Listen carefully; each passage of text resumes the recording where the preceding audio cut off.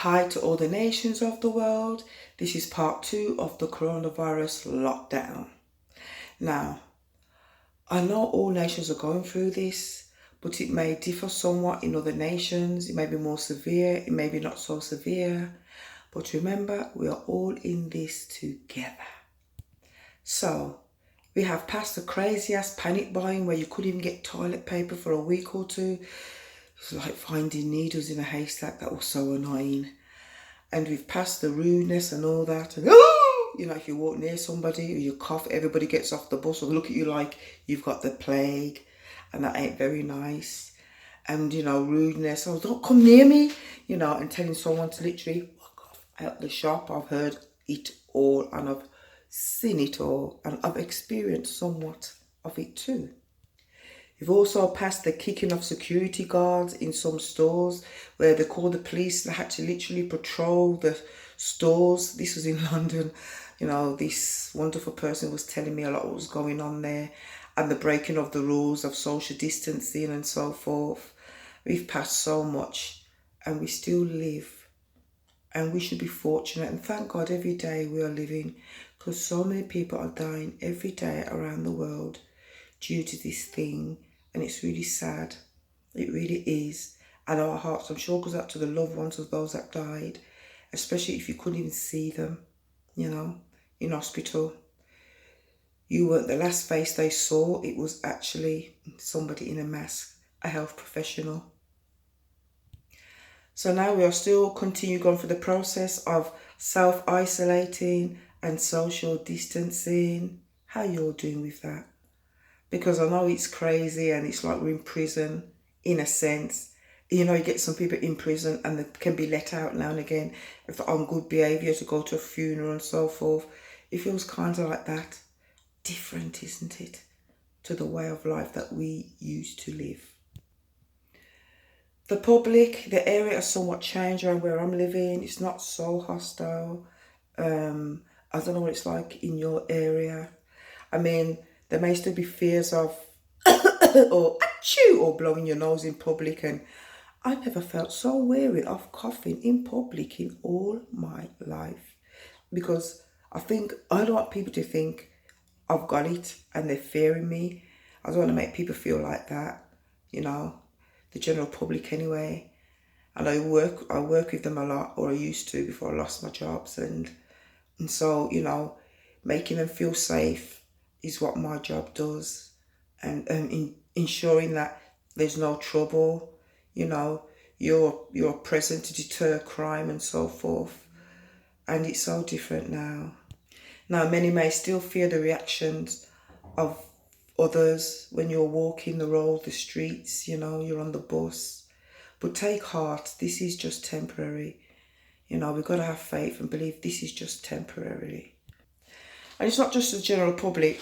There have been just a few retail staff that have been rude, probably under duress, stress from rude customers. But I'm sure we all appreciate them. The majority of them are wonderful. They're on the front line, keeping the nation fed. Even if we have our own allotments, we don't milk the cows. We don't have cows in our backyard. The majority of us probably haven't even seen a real cow in our lives. And we don't slaughter animals and get them ready to produce bacon, chicken wings, sausages, ham. We don't do that, so we do need them.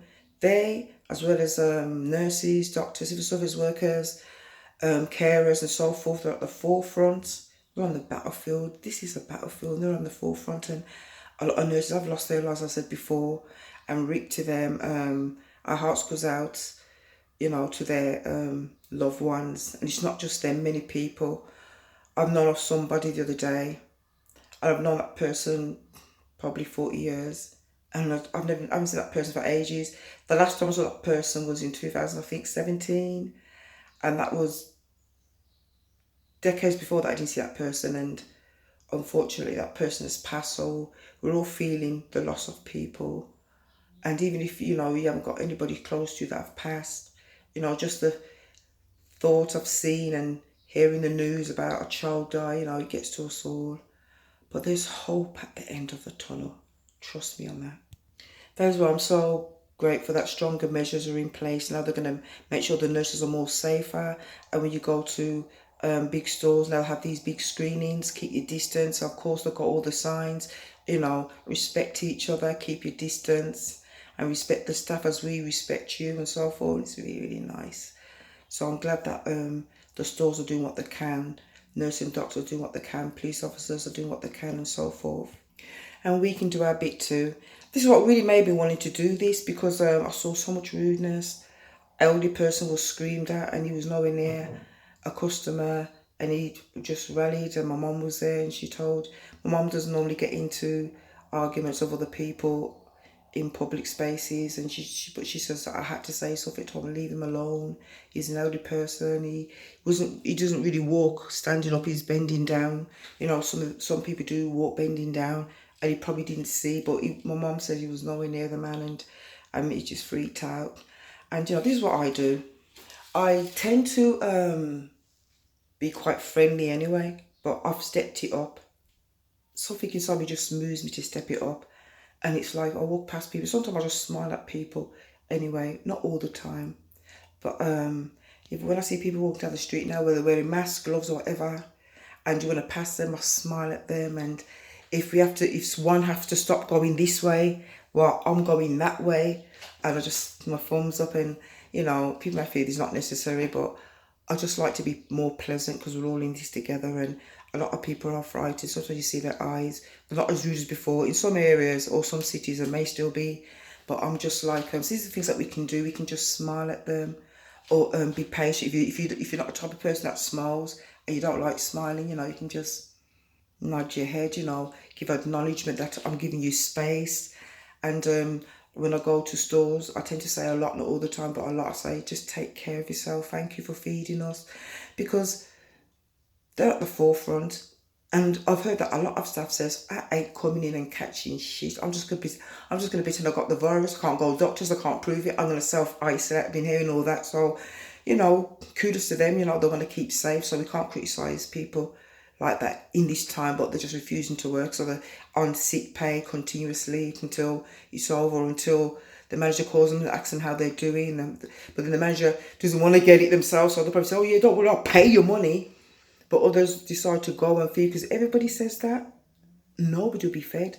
And if everybody says that, and then they advertise quickly for more staff to come in, and nobody wants to, or one or two, I'll tell you something, we won't be fed. I don't know how we would do it, So, it's so important to be appreciative of them. And walking past security guards, one or two of them, because I know they're busy, I say, take care of yourself, you know what I mean, and keep safe. And that is the main saying I hear a lot now. They say, keep safe, strangers, keep safe, keep safe.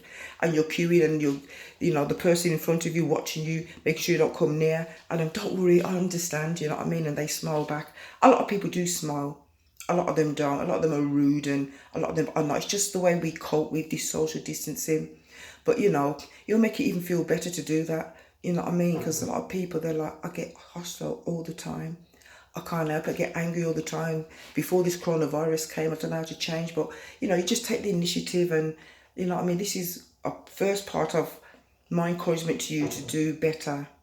You know what I mean? And to respect others.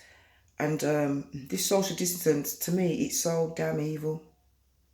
But the media saying it's necessary, because it's not really us. We're not an island. But while we're doing it, we can, and if we go out to shop or whatever, or chemist, there's a lot we can do to respect others.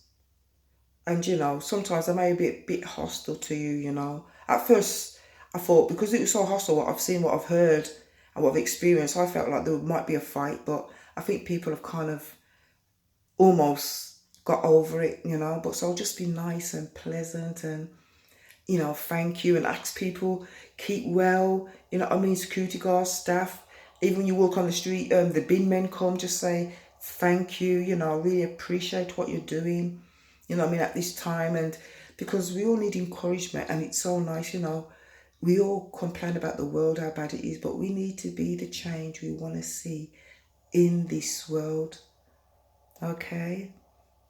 And I really want to say this, I wanted to say it for a while now, But I was just like busy doing other stuff and that, and in the house, and just getting organised, getting my head around what is happening. And I saw a man, and he was with his child, about 7, and the child started coughing, and then I think it was the father. He freaked out, and he was like, in his language, don't. I feel like he was saying, don't cough. You don't want to offend people or get in trouble. And I thought, oh my God, this is so sad. I felt sorry for them both. So it's so important to encourage people. And because a lot of people are on lockdown, that's why I'm hitting social media. I don't really like it. It's the time I hit it and I loved it because it was so funny, MySpace. Oh God. I was on this intellectual site. It was amazing. I tell you, you get the most intelligent people and they're just debating. It was, some people are just so humorous. I loved it. And then I just couldn't stand social media after that. But this is different, while I'm on lockdown. I normally like encouraging people. And I says, oh my God, Mum, this is so terrible what's happening in the world. And I can't even be out there encouraging people. I thought, you know what, I'm going to hit YouTube. I don't know how it's going to be. I just hope a lot of people watch it and take notes, because the next one, this is the first part of help, that you can help yourself and you can help others. You know what I mean? Because you even feel better when you're polite to people and you smile at them. People of all races, they're smiling more and they're kind of like nodding. Yes, they had a handful of rude people, but I just feel this togetherness because we are all in it together. Nobody wants to die of this. Nobody wants to die, period. I believe people don't really want to die. We wasn't made to die. When we cut ourselves, our body heals itself. Our body wasn't meant to die. You know what I mean? But unfortunately, people do die. Yeah. And you might say, well, it's natural, innit? But who wants to die of that? You know what I mean? Part 3, we'll go more into the mind.